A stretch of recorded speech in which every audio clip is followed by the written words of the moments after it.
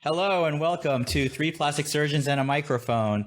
As always, joined by my fellow colleagues, Dr. Sal Pacella in La Jolla, California. His Instagram handle is San Diego Plastic Surgeon. Dr. Sam Jejurikar in Dallas, Texas, and his Instagram handle is @Sam Jejurikar. And I am Dr. Sam Rhee in Paramus, New Jersey, and my Instagram handle is @Bergen Cosmetic. Today we are going to be talking about abdominoplasty. Our last episode was probably almost a year ago, and it was one of our most popular episodes, and it's one of those topics that a lot of people have a lot of interest and questions about. So we're definitely going to take a deeper dive in it today and talk a little bit more about it. But first, as always, we have our disclaimer. This show is not a substitute for professional medical advice, diagnosis, or treatment. This show is for informational purposes only. Treatment and results may vary based upon the circumstances, situation, and medical judgment after appropriate discussion. Always seek the advice of your surgeon or other qualified health provider with any questions you may have regarding medical care. Never disregard professional medical advice or delay seeking advice because of something in this show. And I think I will lead the discussion today, gentlemen. Like Sam had mentioned, our last episode on tummy tuck was one that I have gotten the most questions and comments about from viewers. And so we thought we would revisit it. I generally have found, and tell me if you guys disagree with me, most people don't want a tummy tuck. It's not a thing that anybody ever comes in and says, Doc, I really want a tummy tuck. But it's a thing that people are generally reconciled towards. So I kind of thought the way that we would lead the discussion today is I would just show you a case and then ask you a bunch of questions. So this is a nice woman who's in her mid-30s, had 3 kids. She says she's a little overweight. She wants to lose about 20 or 25 pounds. She doesn't like the way her tummy looks. We ended up talking about her breasts as well and did some stuff on her breasts, but we'll leave that out of today's discussion. But just wants to know, Dr. Pacella, do I have to have a tummy tuck? Can you just do liposuction on me and make me look better? It's a very common question we get. And, what I tell patients is, well, 2 things. Number one is there are two different positions where the fat could be on your belly. There's external fat and then there's internal fat, right? And so perfect setup here. Wow, it's like we coordinated this. Yeah. And oftentimes patients, I think, sometimes have some difficulty articulating this or understanding this. Those patients that have a lot of intra-abdominal fat, and those are patients that are probably at least moderately overweight to start with, tummy tuck is going to have a very challenging result to look good because that intra-abdominal fat cannot be compressed, one thinks. And so the protuberance of this fat oftentimes just doesn't create a very nice natural hourglass shape. So patients who are more amenable to getting their cosmetic results from a tummy tuck oftentimes have a lot of external fat and skin compared to internal fat. The second most important thing that I tell patients is the skin consistency with that external fat is very important. So let's go back to your previous patient here. All right, so looking at her now, obviously without doing a physical exam on her, her belly is not massively protuberant by any means, and she does have some adiposity or some fatty tissue on her love handle area and centrally. I think with this patient, I certainly would have a discussion about potentially just using liposuction, particularly over the front and sides of the belly. But I will qualify that with saying it's not going to do much for your skin. Your skin has decent consistency, decent elasticity. It may contract a bit, but if you want the tightest look possible, a tummy tuck is going to do it. What about you, Dr. Rhee? I think Sal hit the nail on the head. And you said it too, Sam. People don't come in saying, give me a large incision right down there, on my belly. You're right. Nobody actually comes in. Very few actually come in asking for that. So when you have a patient and, I've had patients very similar to ones that look like this who say, you know what? I don't want that cut. Can you just do liposuction for me? I don't want anything else. I'll have that discussion that Sal just had with that patient. And, it's really about trying to accommodate that patient, but also letting them know what potential, consequences are as well. I think that's a give and a take that you always have with every patient, and you sort of have to work with them. Liposuction only removes fat. If you have to remove skin, you're going to have to make a cut somewhere on the body. That's just physical, the physical truth. And that's something you got to talk to the patient about. Yeah. So say, I would say, in this particular patient, if, and again, it's not super detailed, there's a little pixelation, but if that skin has decent elasticity and stretches a bit, I might consider just simply doing liposuction with maybe what I call mini tummy tuck, which is just removing a small amount of skin inferiorly. And I think if the patient is not keen on the idea of a big massive incision or the big recovery associated with a tummy tuck, and she realizes that it's not going to get nearly as tight, that may be a decent option, a little mini abdominoplasty with some anterior liposuction. So in that scenario, Sal, which I think is very reasonable, what would you do with her muscles? Because when you look at this, particularly the lower portion of her tummy, there's a little pooch. Mm-hmm. Would you plicate the muscle, which is tightening the muscle? The people don't know what that word means, or would you just leave it alone? Yeah, so good question. It's obviously hard to see just on the photograph, but that's going to be one thing I'm going to be really absolutely looking for on my physical exam. So in this particular patient, to me, this almost looks like that's a fatty deposit versus rectus diastasis or loosening of the abdominal. I'll tell you, it's rectus diastasis. Yeah. Got it. Okay. All right. So if that area was just simply fat, it's really amenable to liposuction. But if we've got some pooch and some muscle there, in a mini tummy tuck, there's only a limit to the amount of plication you can do, and you can only really do it on the lower portion of things. So I would be very, very conservative on that. And, it begs the question, if we're going to tighten up the abdominal wall muscles anyway, why not just do the full Monty? That's where the recovery comes in. The recovery comes in sewing the muscles. So I agree. I was just going to add, if you do the plication just of the lower part of the belly, you can make the upper part look worse. So I agree with Sal. You gotta sort of be careful with that. Well, I'll jump ahead a little bit here. So she told me, Dr. J, I want my tummy to be as flat as possible, and I want to lose some weight. I want to lose 25 pounds, 30 pounds. Should I lose that weight before or after I have the procedure? What would your guys' answer to that question be? Before. How much? Do I have to lose it all? For me, I don't think I've seen very many patients. They all have goals of losing 20 to 30 pounds. It's always a little aggressive. I don't know if I've ever actually I've seen very few, maybe a few, but not that many actually lose that weight beforehand. I usually ask them what their happy weight is. If it's 20 or 30 pounds below whatever they are now, I'll say, you know what? If you get to within 5 to 10 of that happy weight, we're good. What about you, Sal? I would say it's always best to lose as much weight as you can prior to surgery. But, like Sam, I think it's rare that anyone can achieve a consistent goal of losing the 20 pounds they put out to. And if I can get half of that, I'd be happy. I typically tell people something very similar to what you guys just said, which is get within about 10 to 15 pounds of your goal weight. That's pretty good if you can do that. I think there's a hypermetabolic state that happens with surgery. You lose some weight with surgery and all said and done. And I think when you settle out, you'll be pretty good. So she did lose a little bit of weight before. You'll see these post-op pictures, but about 15 pounds probably. And it loosened up the skin more. So the conversation about a mini tummy tuck became less of an issue.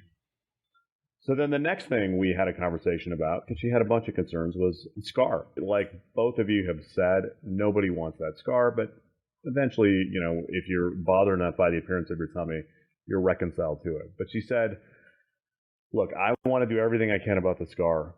Tell me what your protocol is to make my scar look as cosmetically acceptable as possible. How would you answer that question, either one of you? Go ahead, Sal. So I would usually say, so the first thing is really on me, which is when I repair this in the operating room, I want to repair the skin under minimal tension, if any. I want to close this in multiple layers. I want to make sure that we're not getting an infection. We're going to use sutures that are monofilament so that we don't have spitting incisions, etc. And then after surgery, the things that patients can do is I tend to use a lot of silicone ointments and a lot of adjuvant scar treatments, such as laser if needed. So there are multiple things we can do afterwards to improve the scar. And I think the key is really patient expectations and education. That scar is going to look the worst probably in about 3 months. There's this sort of secondary phase of wound healing, which causes a lot of redness, but that slowly fades after about 8 to 12 months. So I think patients, the expectation is just as important. And Sam? I think, I can't remember who said it. Maybe it was Kuzan at Michigan said the appearance of scars are a combination of a couple things. One is genetics. The second one is the manner in which the scar is made. And then the third is how you manage the scar afterwards. And so all those three things do play a role. The one that we control, as Sal said, is the actual incision and how we put it together and close it. And, any plastic surgeon who's worth their salt is going to do a good job with that, or at least the best that they know how. And then, you talk to the patient based on who they are. I have a lot of patients who, Latinx or, who are African-American who have a lot of concerns about scarring. And so we're really vigilant afterwards. We do the same things that Sal talks about. I'll start with silicone gels really, really quickly. We monitor very diligently and, we intervene early if we have to. Those are the things that help minimize scarring in most patients. Yeah, what I would say is, the last time we did this, Sal made a point which he didn't make this time, but is so true, which is the meticulous closure that you do. One of the things that Sal had mentioned that he did last time is that he does running closures of the deeper layers to offload tension. Wasn't that you, Sal, that said that? Like you actually do a running scarpus fascia closure, which I actually, until that episode, have largely been doing an interrupted closure, but I adopted that after we did that episode, and it's made a huge difference. It has actually made the consistency of the scars actually better. So I want to thank you for that. That's a huge point, though. Like, surgeons should be doing everything that they can to offload tension on the closure to make the scars look as good. The other thing that both of you said, which I 100% agree with, was you both mentioned silicone. I think silicone, and there's other adjuncts that I want to ask you about in a second, but I think silicone, either in the form of strips or gels, is the gold standard for scar care. How long do you tell your patients they should be using it for after surgery? Because I'll typically get people that will use it for a few weeks and say it doesn't work and then just stop using it. What do you tell them up front about how long they need to be taking care of their scars? 6 months. I said 6 months. Yep, exactly. 6 months. I mean, but honestly, I'll be lucky if I get half that in a lot of patients. Yeah. I tell them a year.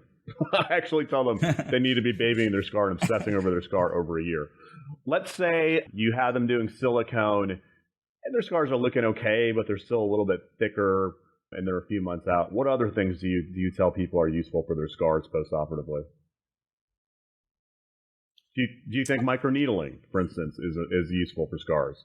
Do you think lasers are useful for scars? Do you do steroid injections? I definitely think laser is a key component.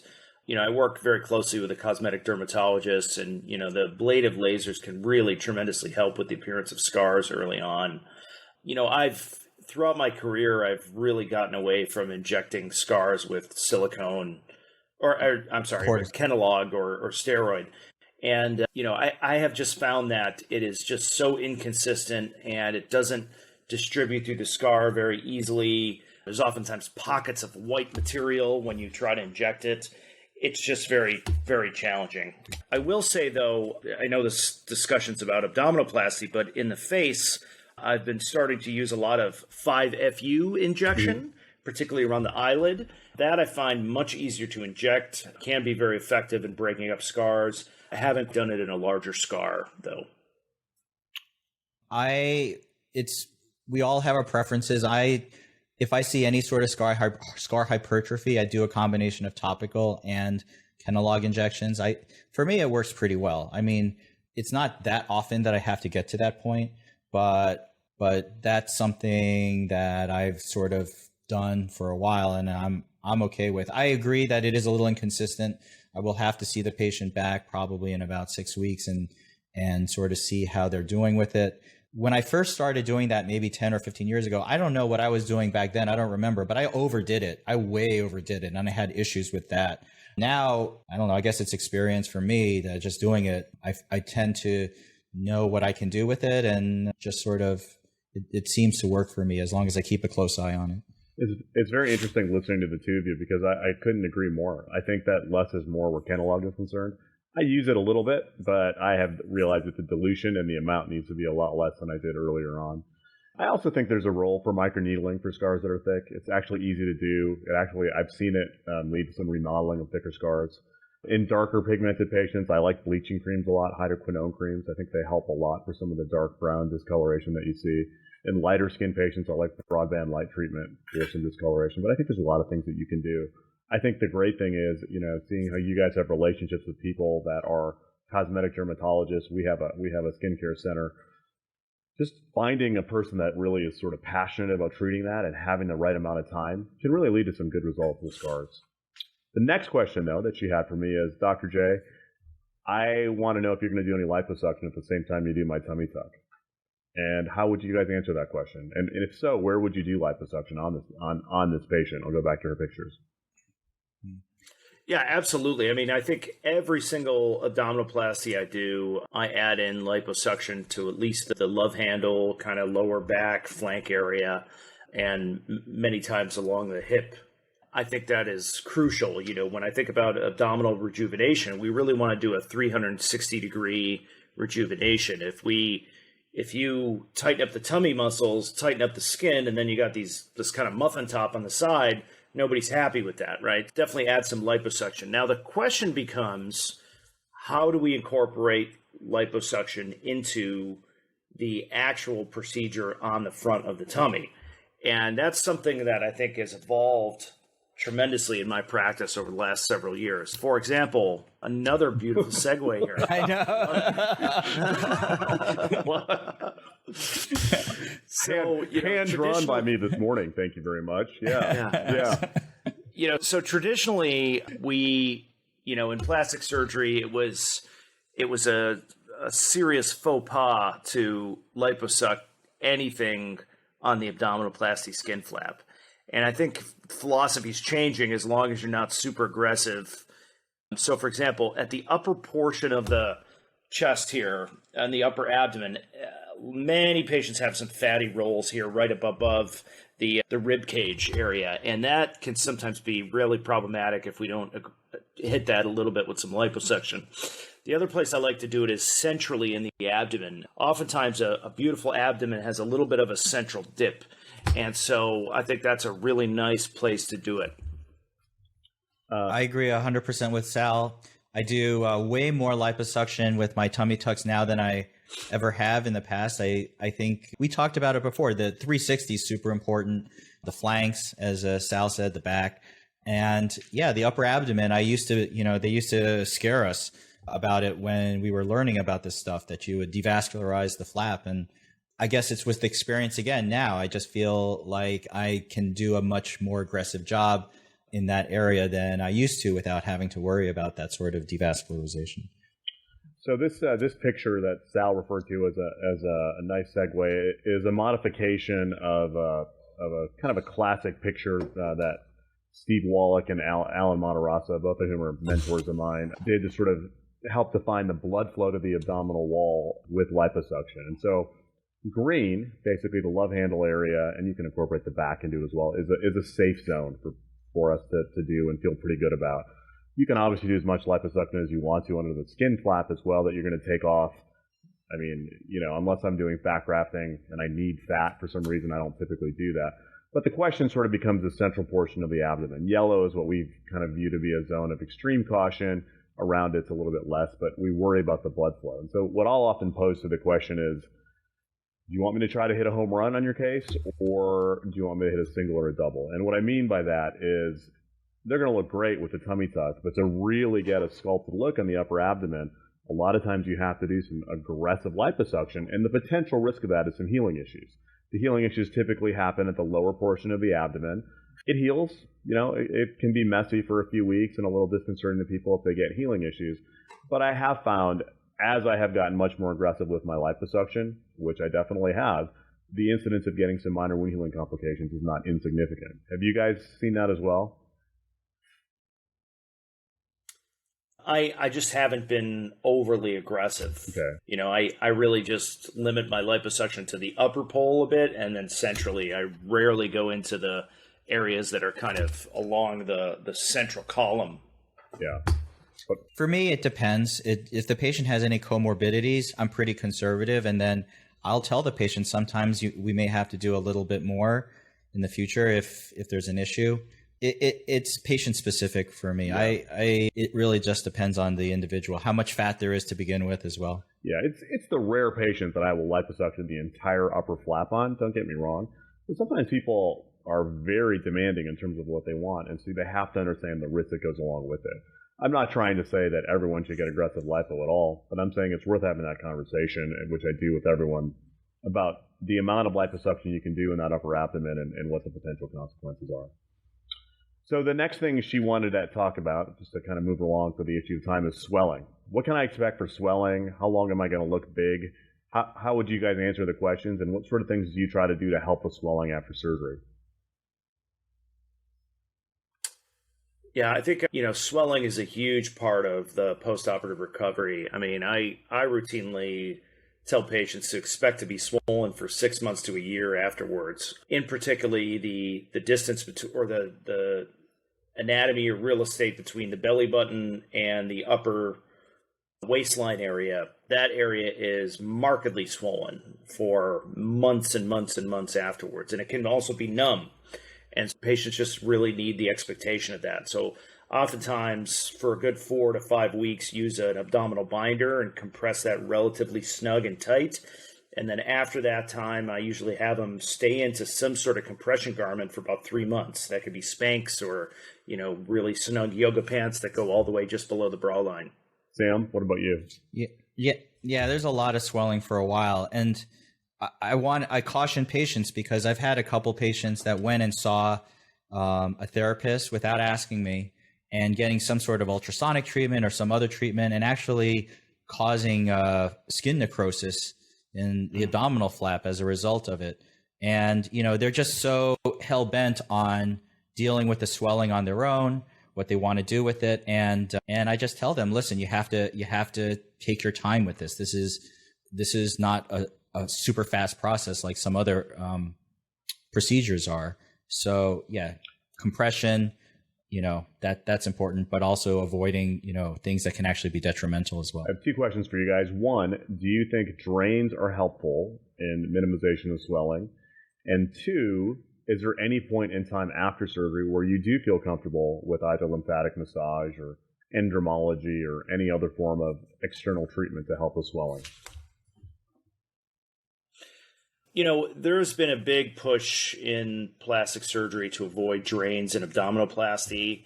And I will say, I just have not bought into that. A small patient with minimal fat, minimal dissection, thin amount of skin, maybe could tolerate not having a drain. But it's just such a large surface area to collect fluid, particularly the fact that you often get some of this exudate from the liposuction fluid that's coming into the wound or the abdominoplasty subcutaneous space. So I routinely use drains in everybody, and sometimes they're in for weeks on end. It's a challenge.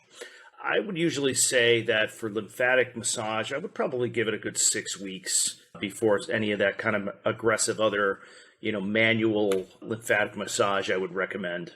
What about you? I'm with Sal. I do quilting sutures and all that, but even with that, I still use drains on all my patients. I agree, the liposuction, having all of that liposuction tumescence still there can play a role, especially for the initially. And I'm just conservative with it. I don't like being overly aggressive when I feel like the long-term consequences can be of issue.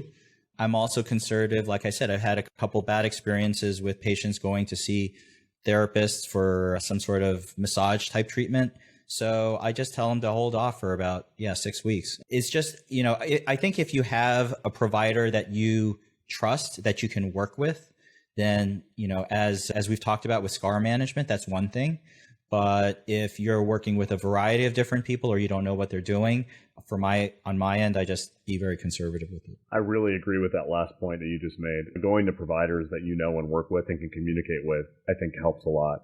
I'll answer the second question for my, first. I'm a big fan of lymphatic massage or endermology.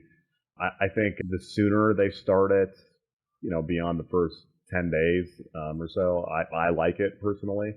I think that, the name of the game for me is getting the swelling to go away as quickly as possible. I feel like the less they can be stretched out afterwards. When you're dealing with patients that have poor skin elasticity, which is by definition a tummy tuck patient, I think the better the results are. So typically I'll start it, we do it through our center about 10 or 14 days after surgery. And I've been very happy with it. I haven't noticed any wound healing complications that I would attribute to that relative to other factors. But yeah, I definitely would be on the lookout for that. And I agree with both of you guys on drains. I've kind of, used drains in the beginning of my career, went through a couple of year span where I tried not to use them at all. And I just thought the patients looked swollen and didn't look as good personally. I know there are people that get good results not using drains, but for me, because I'm so focused on swelling going down as quickly as possible, just like you guys, I like the drains. So she had one more concern, and that concern was, am I going to hurt after surgery? How long am I going to hurt for? And what are you going to do to try to make my pain better? How would you guys treat pain? What's your standard protocol? Well, just like we talked about several episodes ago, abdominoplasty, my prediction, pain. It can be a painful operation, particularly when we're talking about plication of the musculature. There are various options for treating pain at a local level. I think one of the most common things surgeons use is Exparel, which is an injectable Marcaine, an injectable long-acting anesthetic. Unfortunately, we don't have it on formulary at my health system. So instead, I use something a little bit more unique. It's called a pain pump. What it is two little tiny catheters that get sewn into the muscle repair. So I actually sew these catheters right at the level underneath the muscle repair, and they slip in and out very easily. And then at the end of the case, I hook this up to a big bulb, which the patient will carry around with them for about 4 days. And it's got about 400 cc's of this long-acting anesthetic, which is just constantly being injected.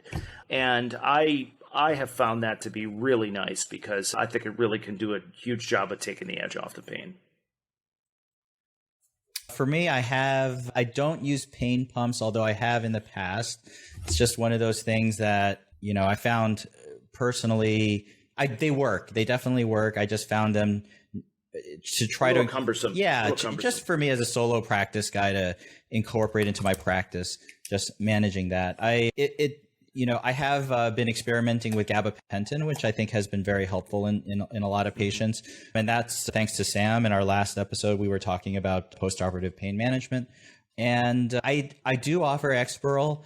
I am of mixed feelings about it. I don't know. I think, Sam, I don't know if you're a big believer. I think you are, but you'll tell me about it in a second. I've been pretty happy with injecting a lot of Marcaine at the end of the case and just sort of, getting them by for the first couple of days.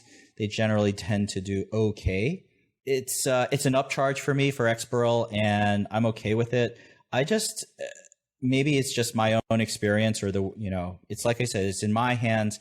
It wasn't something that I told every patient, listen, this is something that's a game changer, but maybe I have to revisit it. I know you and a couple other people have told me this is something that's super helpful.